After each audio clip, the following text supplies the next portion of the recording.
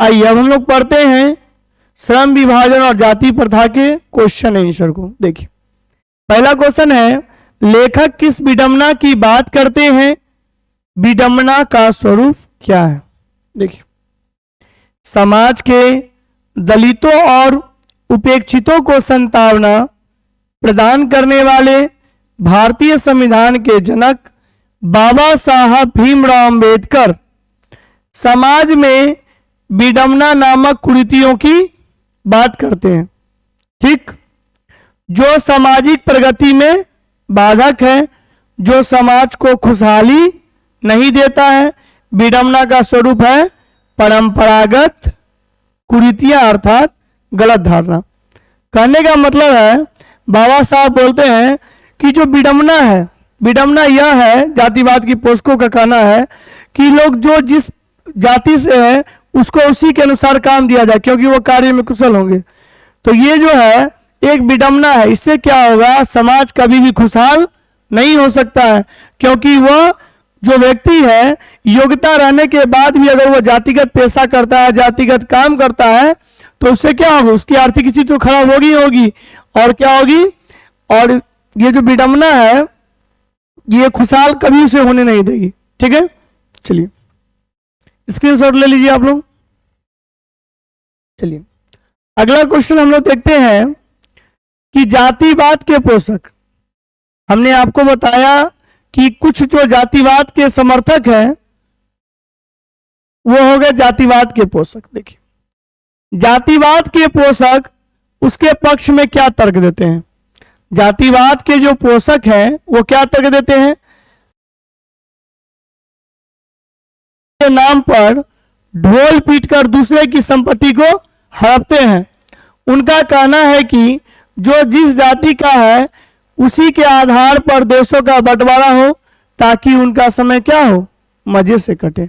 मतलब जातिवाद के जो पोषक हैं वो चाहते हैं कि जो जिस जाति का है उसको क्या करें, उसी में बांट दें और जातिवाद के नाम पर एक दूसरे को क्या करें, लड़ाएं। और उनका समय क्या होगा, आप डिवाइड एंड रूल जो अंग्रेजों का था कि फूट डालो राज करो, उसी प्रकार की इनकी नीति है कि क्या करें कि आपस में एक दूसरे को लड़ा ले और उनका समय क्या हो, आपस में लोग लड़ता जाए और देश का बंटवारा के आधार हो और इसका समय क्या होगा, मजे से कटे। अब देखिए क्या जातिवाद के पक्ष में दिए गए तर्कों पर लेखक की प्रमुख आपत्तियां क्या है? जातिवाद का जो पोषक लोग हैं वह तर्क दिए कि इसी कारण ऐसा होना चाहिए, तो लेखक को आपत्ति है। बाबा साहब बोले ये गलत है। कैसे? देखिए, जातिवाद के पक्ष में दिए गए तर्कों पर लेखक की कड़ी आपत्ति है। मतलब जातिवाद के पक्ष में जो तर्क दिया गया है उस पर लेखक की कड़ी आपत्तियां हैं। जातिवाद तो एक घेरा है। जातिवाद क्या है? एक घेरा है जो समाज को खंडित करता है, जो समाज को क्या करता है, खंडित करता है। जातिवाद के आधार पर श्रम विभाजन सर्वदा गलत है। यानी जाति के आधार पर कामों का बंटवारा करना क्या है, सर्वदा गलत है। जातिवाद तो समाज को तोड़ता है। जातिवाद क्या करता है, समाज को तोड़ता है, जोड़ने का काम नहीं करता। यह क्या करता है, समाज को तोड़ता है, जोड़ने का काम नहीं करता। सामाजिक उत्थान, खुशी, खुशहाली और प्रेममय जीवन के लिए क्या है, खतरनाक है। ठीक है, स्क्रीनशॉट ले लीजिए आप लोग। चलिए अब हम लोग अगला क्वेश्चन देखते हैं, 4 नंबर। 4 नंबर है जाति प्रथा भारतीय समाज में। देखिए क्वेश्चन है, जाति भारतीय समाज में श्रम विभाजन का स्वाभाविक रूप क्यों नहीं कही जा सकती? देखिए, जाति भारतीय समाज में श्रम विभाजन का स्वाभाविक रूप नहीं हो सकती क्योंकि यह इच्छा के विरुद्ध है। अगर किसी को इच्छा नहीं है लेकिन फिर भी जातिगत पेशा करना पड़ रहा है तो वो क्या है, मजबूरी है, व्यक्ति पर लादा गया है। यह इच्छा पर आधारित नहीं है, यह खानदानी प्रक्रिया है। यानी जो मानिए नाई का काम कर रहा है उसको उसका दादा भी वही किए, उसका बाप भी वही किए, तो कहने का मतलब है क्या, या जो दूध का काम किए तो उसका परंपरागत चलता आ रहा है। तो ये सब क्या है, खानदानी प्रक्रिया है, जो कि क्या होगा, जो कि स्वाभाविक नहीं है, अस्वाभाविक है।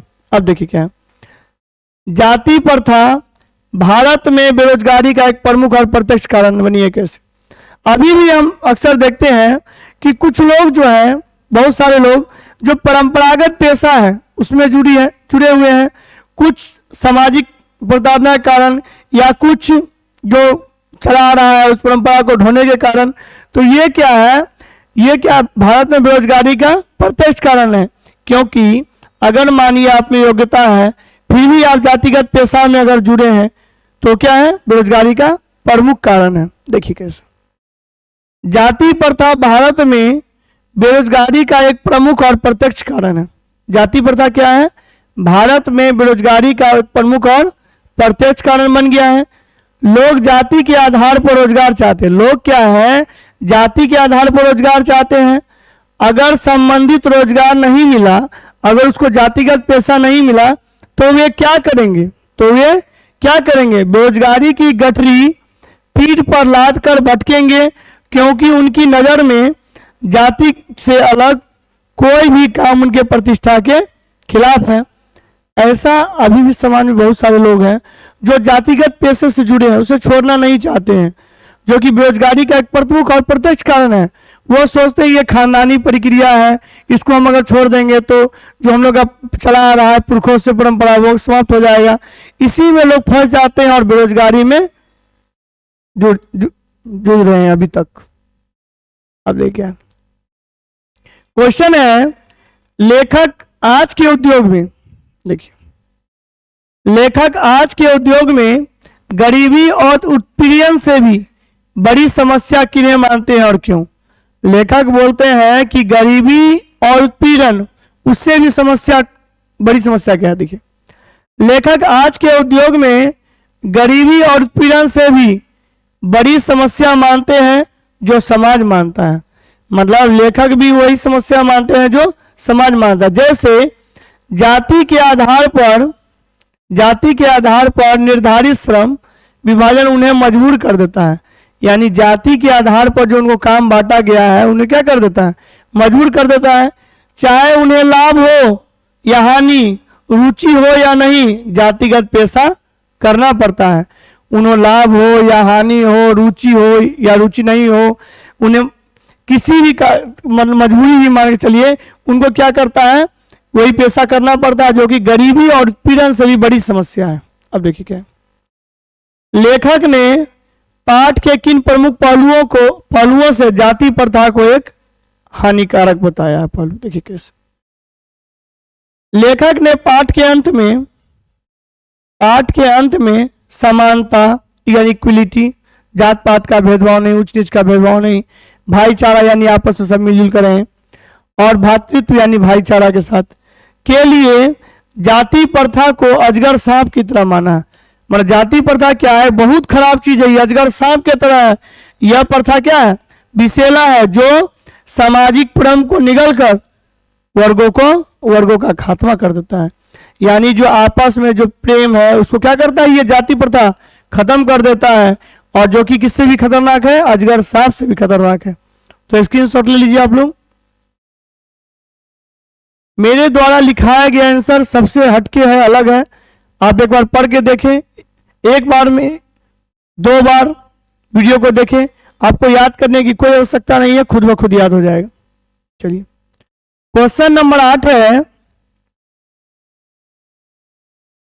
8 नंबर क्वेश्चन देखिए क्या है, सच्चे लोकतंत्र की स्थापना के लिए लेखक ने किन विशेषताओं को आवश्यक माना है। मतलब सच्चा लोकतंत्र का स्थापना के लिए लेखक ने किन विशेषताओं को आवश्यक माना। ध्यान सुनिए उत्तर। सच्चे लोकतंत्र की स्थापना के लिए लेखक ने समता, सही समता, एकता, बंधुत्व की त्रिवेणी प्रवाहित करना चाहते हैं। मतलब लेखक चाहते हैं कि लोकतंत्र की स्थापना के लिए हमें क्या करना पड़ेगा, समता यानी इक्वलिटी होना पड़ेगा, सही समता यानी किसी प्रकार का डिस्क्रिमिनेशन नहीं, एकता यानी मिलजुल कर रहना पड़ेगा, बंधुत्व यानी भाईचारा के साथ, ये सब का त्रिवेणी यानी ये सब का जब गंगा बहेगा तभी लोकतंत्र क्या होगा, फलेगा फूलेगा और हमारा फलेगा फूलेगा और हरा भरा रहेगा। तो इस प्रकार हम लोगों ने सभी क्वेश्चन को पढ़ लिया है, और कहीं भी किसी प्रकार के किसी भी क्वेश्चन में डाउट है तो आप कमेंट कर सकते हैं, और वीडियो को 1 से 2 बार देखें और दोस्तों के बीच शेयर करें। कहीं भी किसी प्रकार का कोई प्रॉब्लम है तो आप कमेंट में पूछ सकते हैं। आप सभी छात्र छात्राओं से अनुरोध है कि मेरे चैनल को लाइक करें, सब्सक्राइब करें और दोस्तों के बीच शेयर करें, जिससे सही जानकारी लोगों तक पहुंचे। जय हिंद, जय भारत।